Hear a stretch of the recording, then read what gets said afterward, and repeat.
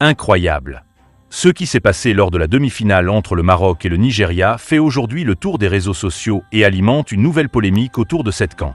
Au cœur de cette affaire, Stanley Nwabali, le gardien titulaire des Super Eagles du Nigeria.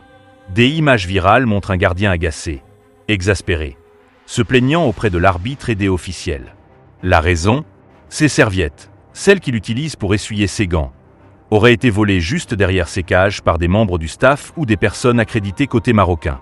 Selon plusieurs vidéos qui circulent massivement, 3 serviettes auraient disparu successivement.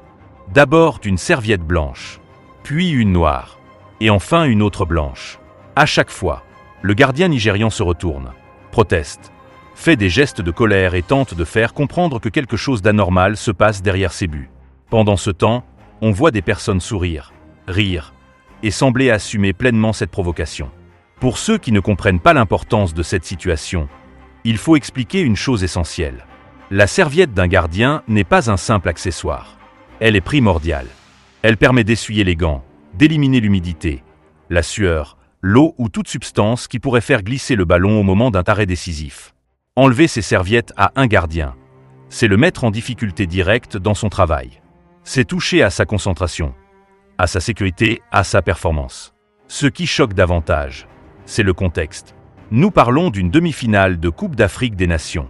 Un match à très haute tension. Un match qui se joue sur des détails. Dans ces conditions, chaque geste compte. Chaque provocation peut faire basculer un match. Stanley Nwabali n'était pas simplement énervé. Il était déstabilisé. Et cela se voit clairement sur les images. Cet épisode relance un débat qui ne date pas d'aujourd'hui. Depuis le début de cette compétition, plusieurs équipes ayant affronté le Maroc ont dénoncé un environnement hostile. Des pressions, des comportements jugés antiréques, bruit constant, provocation, gestes déplacés, et aujourd'hui, on parle même de vol d'équipement de match. Coïncidence ou stratégie psychologique poussée à l'extrême? La question mérite d'être posée. Il faut être clair, le football africain mérite mieux que ce genre de scène. Gagner un match ne devrait jamais passer par la déstabilisation extrasportive, encore moins par des actes qui frôlent l'anti-J. Si ces faits sont avérés, ils posent un véritable problème d'organisation et de sécurité autour des zones sensibles du terrain, notamment les abords des buts. Beaucoup de supporters nigérians s'interrogent aujourd'hui. Comment vouliez-vous que le Nigeria joue sereinement dans de telles conditions? Comment rester concentré quand vous avez des personnes derrière vous qui cherchent délibérément à vous frustrer? Le football doit rester un jeu, un spectacle, pas une guerre psychologique où tout est permis. Ce qui est le plus triste dans cette histoire, c'est l'image renvoyée au monde. La CAN est une vitrine du football africain. Des millions de personnes regardent, analysent, commentent. Et ce genre de scène ne fait que renforcer les critiques et les soupçons autour de la compétition.